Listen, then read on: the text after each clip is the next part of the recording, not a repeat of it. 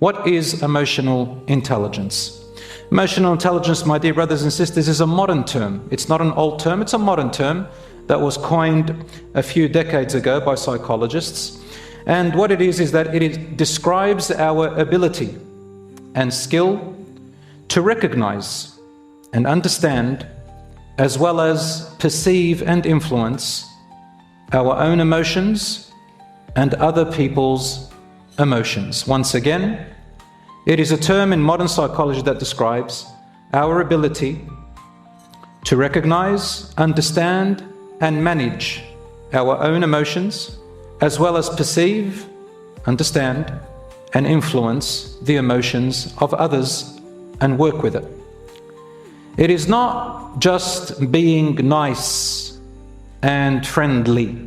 That is not emotional intelligence. It's just being kind and friendly.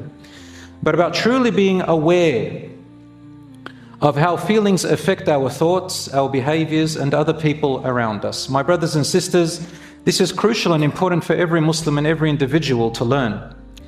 Because life is full of emotional ups and downs. People vary in their emotions and their attitudes and mindsets, their experiences and their pasts, their own personalities and the way that they were born and what they went with. You get married and you have to deal with these emotions between you and your spouse, you and your children, you and your parents, you and your in-laws, your family, your colleagues at work, at school. Whether you're a child in kindergarten, you deal with it. Whether you are in primary school or in high school or university, or you are working with the enemy. You are working with somebody who hates you, or you hate them, or you love each other, or you are against the enemy, or you're negotiating, or it's leadership in a country, or in a job, or in the mosque, or between the Muslims. Anywhere you in every facet of life, there is the requirement of emotional intelligence. There is a difference, however, between emotional intelligence and IQ. You know the IQ? IQ and technical intelligence are two different things. They are needed, but they are not the same as emotional intelligence. You can have a high IQ, you know how things work, but you're not able to necessarily have the skills and ability to have interdisciplinary relationships with others.